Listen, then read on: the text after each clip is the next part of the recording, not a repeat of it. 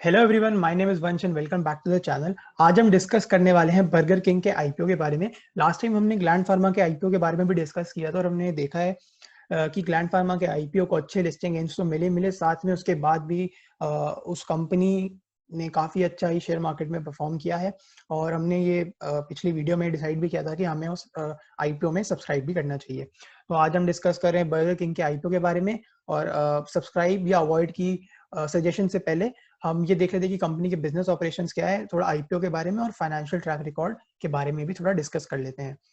तो सबसे पहले आईपीओ के बारे में बात कर लेते हैं। तो कंपनी बर्गर किंग इंडिया के सीईओ है मिस्टर राजीव वर्मन। मिस्टर राजीव वर्मन का जो पढ़ाई का बैकग्राउंड है वो मार्केटिंग से रिलेटेड है, एमबीए करी हुई है उन्होंने।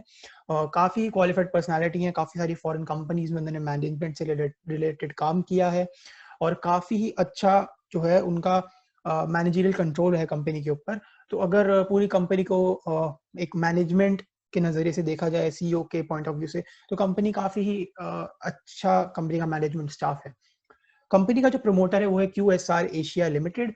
तो जो क्यूएसआर एशिया लिमिटेड जो ही कंपनी का प्रमोटर है, करंटली वो 99% अप्रोक्सीमेट कंपनी में होल्ड करता है। और इस आईपीओ के बाद उनका जो शेयर है कंपनी के अंदर वो तकरीबन 53% हो जाएगा। कंपनी के जो इस आईपीओ के जो लीड मैनेजर्स हैं वो हैं CLSA India private limited, Edelweiss financial services limited, GM JM financial consultants private limited and Kotak Mahindra capital company limited. तो अब आईपीओ की dates, price band, lot size, इन सब के बारे में डिस्कस कर लेते हैं एक बार। तो जो आईपीओ की डेट है वो है 2 से 4 दिसंबर तक की। तो 2, 3, 4 दिसंबर को आप इस कंपनी के आईपीओ में अप्लाई कर सकते हैं। जो कंपनी की जो आईपीओ की जो लिस्टिंग डेट है वो 14 दिसंबर तय कर गई है। अभी तक टेंटेटिव है बट यही फाइनलाइज हो जाएगी। जो आईपीओ का प्राइस बैंड है वो है 59 से 60 रुपीज। तो आप 59 या 60 पे इस कंपनी के आईपीओ के लिए एप्लीकेशन लगा सकते हैं। जो कंपनी का लॉट साइज है वो है 250 शेयर्स का। तो अगर आप एक लॉट की एप्लीकेशन लगाते हैं वो तकरीबन 15,000 रुपए की पड़ेगी। और अगर आप मैक्सिमम लगाते हैं तो 13 लॉट्स हैं, शेयर्स होंगे टोटल 3250 फॉर 1,95,000। अब बात कर लेते हैं कंपनी के बारे में, कंपनी के बिजनेस ऑपरेशंस के बारे में, कंपनी का कामकाज क्या है और कंपनी कैसा परफॉर्म करती है। तो सबसे पहले एक चीज देखेंगे कि ये है कि जो बर्गर किंग है वो इंडिया की second largest fast food burger brand है, जिनके करंटली 216 रेस्टोरेंट्स है और 8 सब फ्रेंचाइज बर्गर किंग रेस्टोरेंट्स हैं। कंपनी जो है वो इंडिया के अंदर एक्सक्लूसिव फ्रेंचाइजी राइट्स होल्ड करती है। इंडियन गवर्नमेंट के साथ इनका पैक्ट है कि बहुत ही लंबे टाइम तक इनके पास ये ऐसे राइट्स हैं कि कंपनी इंडिया में बहुत ही अच्छे से एक्सपैंड कर सकती है। कंपनी की जो ब्रांड वैल्यू और कस्टमर लॉयल्टी है वो काफी अच्छी है। कंपनी के products as compare to its peers काफी ही अच्छे लेवल के माने जाते हैं। वर्टिकली स्केलेबल सप्लाई चेन है, पूरे ही इंडिया में इनका कामकाज है और अच्छे से डाइवर्सिफाइड है। एक्सपीरियंस और प्रोफेशनल मैनेजमेंट टीम है, ये हम पहले ही डिस्कस कर चुके हैं।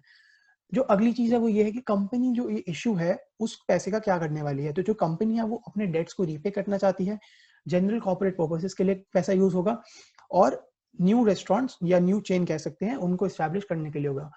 तो न्यू जो चेन्स वो एस्टैब्लिश, न्यू रेस्टोरेंट जो एस्टैब्लिश वो करना चाहते हैं। तो बेसिक कंपनी के सीईओ ने ये कहा है कि जो कंपनी का एम है वो है कि 2026 से पहले पहले टोटल वो 700 और रेस्टोरेंट जो है खोलना चाहते हैं।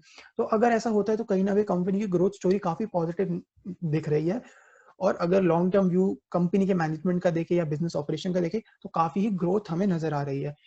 ये तो हो गया कंपनी की बिजनेस ऑपरेशन और मैनेजमेंट के बारे में। अब एक बार कंपनी की फाइनेंशियल परफॉर्मेंस को भी डिस्कस कर लेते हैं। अगर यहाँ पे हम देख रहे हैं कि जो टोटल एसेट्स है कंपनी के वो 2018 से 2020 तक अगर हम देखेंगे तो उनमें एक सिग्निफिकेंट राइज हमें देखने को मिल रहा है। 7,300 मिलियन से 11,900 मिलियन तक का एक हमें ग्रोथ दिखाई दे रही है टोटल एसेट के अंदर, जबकि रेवेन्यू में हमें 3,800 मिलियन से लेके 8,400 मिलियन तक की ग्रोथ दिखाई दे रही है। पर यहाँ पे एक काफी इंटरेस्टिंग बात ये आती है कि कंपनी के जो टोटल रेवेन्यूज है वो ग्रो कर रहे हैं, कंपनी की ग्रॉस सेल ग्रो कर रही है, कंपनी के ऑपरेटिंग प्रॉफिट्स तक ग्रो कर रहे हैं। पर इवेंचुअली प्रॉफिट आफ्टर टैक्स यानी कि पैट जो है वो कंपनी का है वो प्रॉफिट नहीं आ रहा है, वो लॉस जनरेट कर रही है। कंपनी कंटिन्यूसली कुछ सालों से लॉस जनरेट करती जा रही है, जिसका बेसिक रीजन ये निकल के आ रही है कंपनी की डेप्रिसिएशन रेट बहुत ज्यादा हाई है और कंपनी के टैक्सेशन की वजह से उनका इवेंचुअली लॉस शो हो रहा है। कंपनी की अगर डेट की बात करें तो कंपनी इस समय non current plus current liabilities काफी ज्यादा डेट होल्ड करती है, और उसके अगेंस्ट जो कंपनी के रिजर्व है वो भी थोड़े हल्के नजर आते हैं। अगर कैश इन हैंड या कैश फ्लोज की बात करें तो कंपनी के कैश इन हैंड भी कम, अकॉर्डिंग टू देयर डेट अगर कंपेयर करें तो काफी कम कैश इन हैंड है, और कैश फ्लोज जो है वो विद टाइम ग्रेजुअली डिक्रीज होते हुए नजर आए हैं।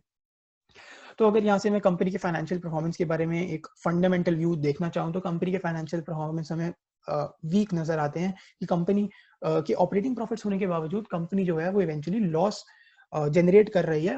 वो ऐसा भी नहीं है कि एक साल से कुछ सालों से। अगर कोविड का इस बिजनेस के ऊपर इम्पैक्ट देखेंगे तो हम सीधे सीधे क्लियरली यहाँ पे देख सकते हैं कि 31 मार्च 2020 के बाद से लेके 30 सितंबर 2020 तक कंपनी ने पैट जो लॉस जनरेट किया है वो 1190 मिलियन के आसपास का, जो कि शायद 31 मार्च 2020 का जो फाइनेंशियल ईयर एंड हुआ था उसका से भी कहीं ज्यादा इतने महीनों में वो डिक्लेयर कर चुके हैं।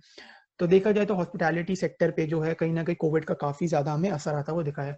कंपनी की एक लिस्टेड पीयर भी मार्केट में मौजूद है, वेस्ट लाइफ डेवलपमेंट, जो कि इंडिया में मैकडोनल्ड्स के 300 से ज्यादा आउटलेट्स जो है मैनेज करती है। और कुछ दिनों से हम देख रहे हैं कि वेस्ट लाइफ डेवलपमेंट में भी काफी ही ज्यादा बाय इंटरेस्ट हमें नजर आ रहा है। सो अगर अब हम कंपनी के आईपीओ के बारे में बात करें कि हमें सब्सक्राइब करना चाहिए या नहीं करना चाहिए, तो मेरा ऐसा मानना है कि हमें इस आईपीओ को अवॉइड करना चाहिए, इस आईपीओ में सब्सक्राइब नहीं करना चाहिए। जो बेसिक रीजन मेरा है कि ये कि कंपनी के बिजनेस ऑपरेशन हमें स्ट्रॉन्ग तो दिख रहे हैं, कंपनी का जो ग्रोथ है, जो कंपनी फर्दर व्यू कर रही है वो हमें अच्छा लग रहा है, पर करंट बेसिस के ऊपर हमें ऐसा नहीं लगता है कि फंडामेंटली कंपनी कुछ ज्यादा ही स्ट्रांग है। कंपनी पास काफी हाई अमाउंट ऑफ डेट है, और उसके अगेंस्ट जो कंपनी के पास बैलेंस है, कैश इन हैंड है, कैश फ्लोज है, थोड़े वीक नजर आते हैं। मार्केट के अंदर और भी अच्छी करेंटली अपॉर्चुनिटीज हैं, सेक्टर्स हैं, ऐसी कंपनीज है जहाँ पे हम इन्वेस्टमेंट कर सकते हैं। अगर इस आईपीओ की लिस्टिंग गेन की बात करें तो मेरे को लगता है कि थोड़ा प्लस माइनस में इसका लिस्टिंग गेन हो सकता है, और इन्वेस्टमेंट के पर्पसेस के लिए और भी बेटर कंपनीज हमें मार्केट में है, बेटर सेक्टर्स हैं जहाँ पे हम इन्वेस्टमेंट कर सकते हैं। तो आई होप आपको इस वीडियो से समझ आया होगा कि बर्गर किंग के आईपीओ में क्या करना चाहिए। अगर आपको वीडियो पसंद आई तो प्लीज वीडियो को लाइक करना एंड चैनल को सब्सक्राइब करना।